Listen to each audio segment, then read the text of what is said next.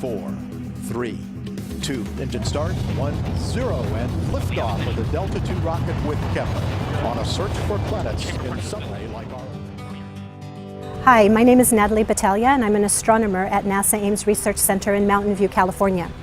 NASA is home to the Kepler mission. Kepler is a space telescope searching for planets orbiting other stars in our galaxy. NASA wants to find out if there's life beyond the solar system. So Kepler is looking for planets like Earth in size that could be potentially habitable. So I'd like to talk to you today about how Kepler is finding these planets.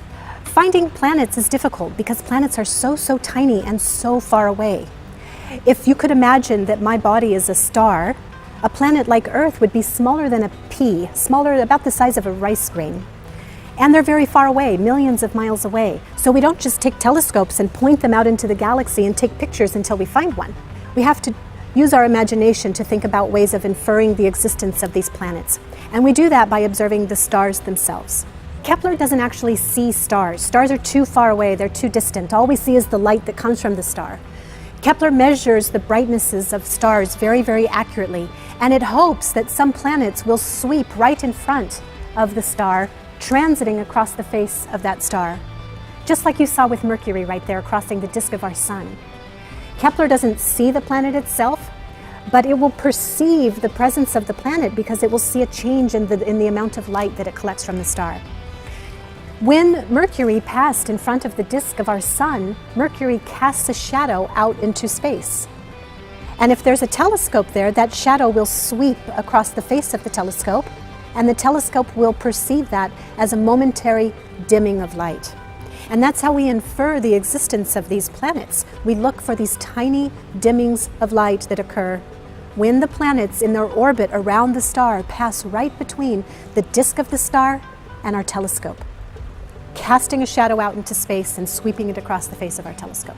So let's go see a model of how this works. This is a model of the Kepler spacecraft. It's a space telescope. So inside there's a mirror that's about 1 meter across. That mirror collects light from stars in our galaxy, and it takes a picture of that light on a little detector, kind of like what you have in your cell phone cameras. Except the detector for taking pictures in your camera is about the size of my thumbnail. The detector inside of this space telescope is about this big. This is an orrery. An orrery is a model of a planetary system. So in the middle you have a star, or a light bulb that represents the star, and orbiting around it, in this case, are 2 planets. In this model orrery, we also have something that represents the Kepler spacecraft. In fact, there's a little detector there that is measuring the amount of light coming off of that light bulb. So I can make the planets orbit by turning this crank. And when I orbit them, when I make the planets orbit, this light sensor will measure a dimming of light when this little blue planet passes in front of the star. When a small planet like this passes in front of the star, the spacecraft itself will measure a dimming of light that lasts about 12 hours. On this computer screen, we can see what actually happens with the brightness measurements that the telescope is making. On the computer monitor, we see this red trace. The red trace is a measure of brightness as a function of time. So our light sensor is measuring the brightness of the light bulb, and it shows the brightness at every moment of time. And as Kepler is looking at the stars, the brightness kind of looks like this. It's pretty boring, not much is happening. But when a tiny planet passes in front of the disk of the star, all of a sudden we get this tiny dimming of light that happens. It lasts just some hours, but if we can detect that dimming of light, that's a telltale signal that there is a planet orbiting that star. This technique for finding planets is called the transit technique. Kepler has been using this for 4 years, and in that 4 years, Kepler has found almost 4,000 planets orbiting other stars, hundreds of which are the size of Earth. Let's go see some of Kepler's discoveries. And this is one of my favorites.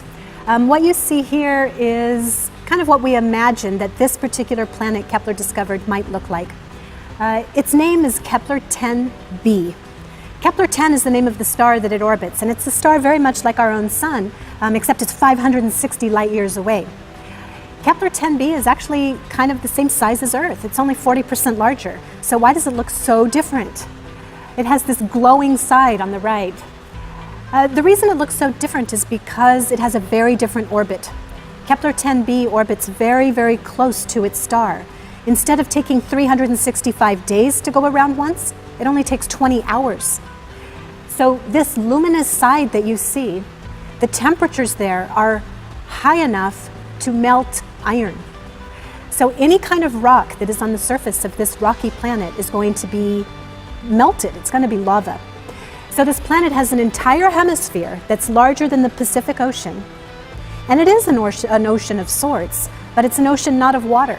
It's an ocean of lava.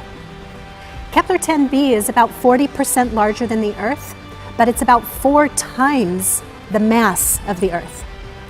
And if you know the mass and you know the radius, you can calculate the surface gravity.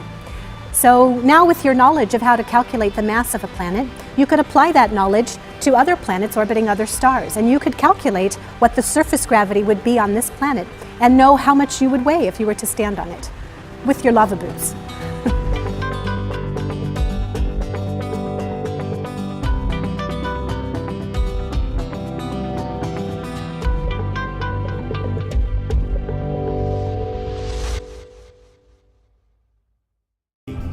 Seven, 6, 5, 4, 3, 2. Engine start. 1, 0, and liftoff of the Delta II rocket with Kepler on a search for planets in some way like our own. Hi, my name is Natalie Battaglia, and I'm an astronomer at NASA Ames Research Center in Mountain View, California. NASA is home to the Kepler mission. Kepler is a space telescope searching for planets orbiting other stars in our galaxy. NASA wants to find out if there's life beyond the solar system. So Kepler is looking for planets like Earth in size that could be potentially habitable.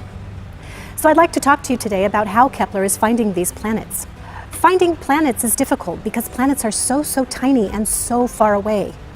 If you could imagine that my body is a star, a planet like Earth would be smaller than a pea.